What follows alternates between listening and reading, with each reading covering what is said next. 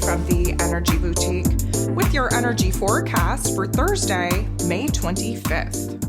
Okay, so we have the moon in Leo all day. Hopefully, it's going to be a stronger placement for us today than it was here yesterday. Of course, we had a very conflicting day trying to get in alignment with our heart space and really tap into the bold, brave, courageous energy of Leo the Lion. We were definitely put in some situations where we weren't feeling so hot, but out of that, we should have had some epiphany, some aha moments, some realizations on what it is within us that's still creating the blockage from us actually moving forward. And a lot of that comes to our belief system and how it is that we actually feel about ourselves. Again, self-love is the only way. It's the only goal. It's the only thing you should be concentrated on. And the moon in Leo definitely helps us do just that. We have a semi-quiet day here in the cosmos. There's only 5 different aspects. That's a very low and slow day compared to, these 11 to 15 different aspects that we've been having on the regular as of late. It is, 5 different aspects. 4 of them involve the moon, so it's definitely not a moon day. We do have another aspect kind of popping off here, but overall, 5 aspects. There is a little bit of a stillness that will take over here today in order for us to get heart-centered, to get in alignment with what it is that we're being asked and called to pursue, and really tap into a new level of excitement, of passion, of desire. So we start the day off with a little bit of a cluster F in energies, because the moon in Leo is going to interact with Saturn, the Lord of Karma, ruling over our roles and responsibilities, our structures, our foundations in life, who, of course, in this Pisces energy is really challenging our belief system, especially with what it is that we think is possible, especially when our intuition kind of creeps up and shows us a beautiful vision and a dream, whether we actually believe that we have what it takes to actually live that circumstance, whether we deserve it, whether we would like it, whether we need to actually take action and manifest it. This is what we're sitting with. This is what we need to arrive at.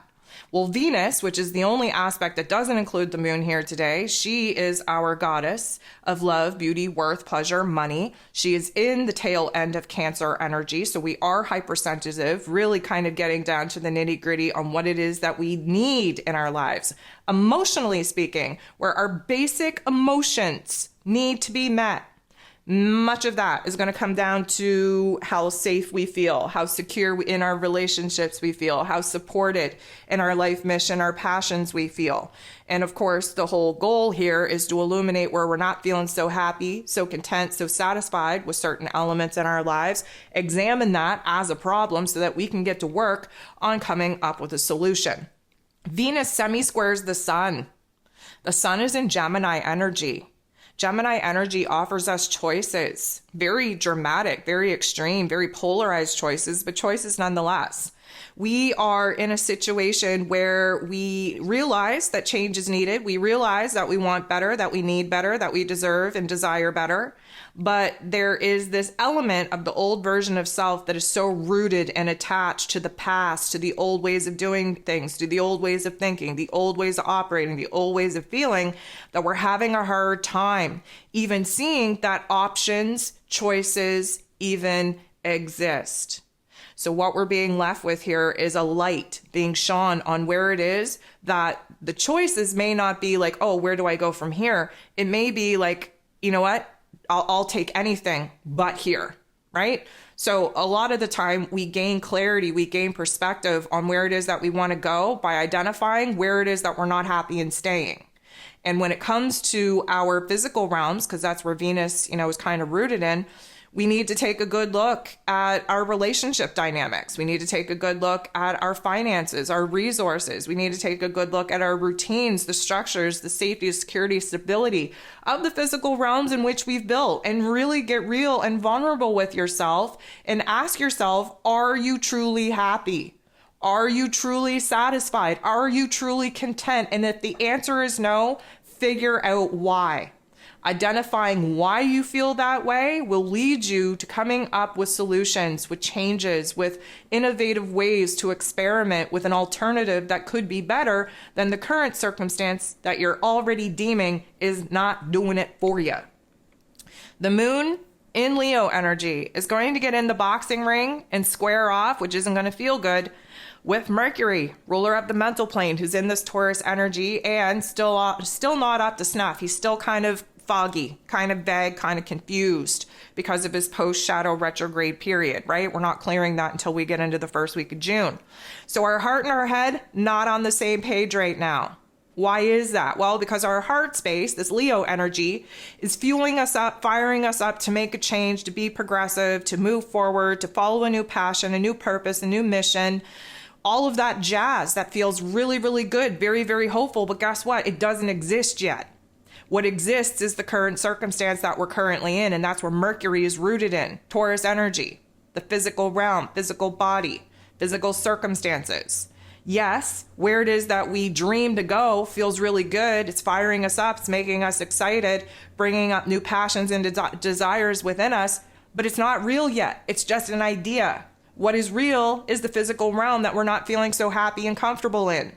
So this is why our heart and our head are not in agreement. The headspace is saying, listen, it's great to dream, but you have a mess to clean up in the physical realm here and now before you can get to work on imaginary land.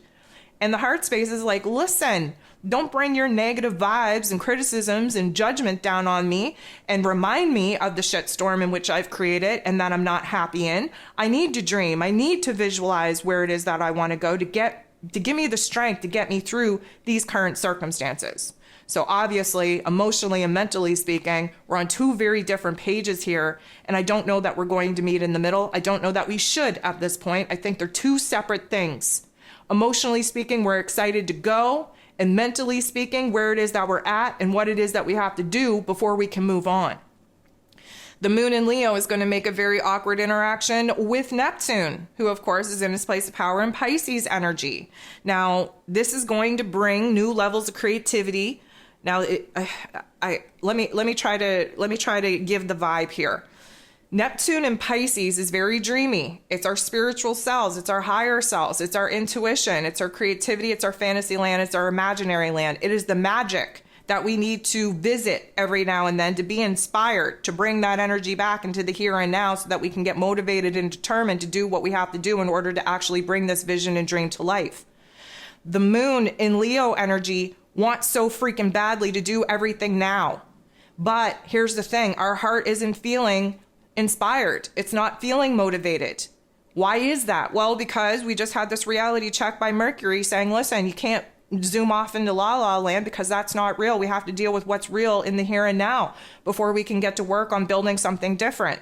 So the moon in Leo and Neptune and Pisces kind of coming together, not to focus on this magical dreamland, this vision that we want to manifest, but instead focusing in on the here and now and tapping into the levels of creativity, intuitive intelligence that we need in order to come up with solutions to clean up the circumstances of the now so that we can be freed up to conjure up the elements that need to be brought into fruition, into reality, in order to build a structure to get us to where it is that we desire to be. We're going to end the day off with the moon and the sun coming together, making a very positive aspect. What this is going to do for us is give us, I'm going to say, clarity on the choices, on the decisions, on the path, on the direction that we currently have on the table for us to choose from. The moon in Leo is heart inspired.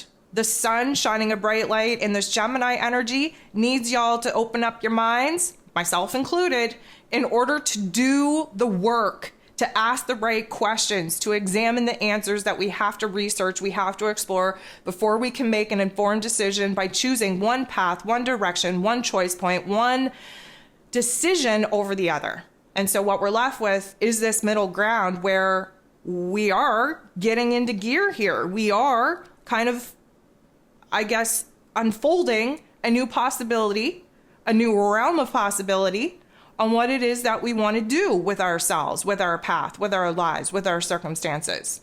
But we have to put the options on the table. We have to be clear what those options are. And again, just a reminder here, we are moving into the first quarter moon energy, which is always a crisis point, an impulse point of action.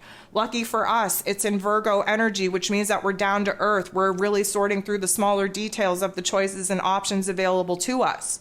But this is a pressurized system, a pressurized energy in order for us to kind of be bold and brave and courageous like the moon in Leo wants us to do, so that we can leave our fears, our doubts, our insecurities behind and actually be heart-led in a new mission, in a new truth, in a new purpose, in a new path, and in a new direction.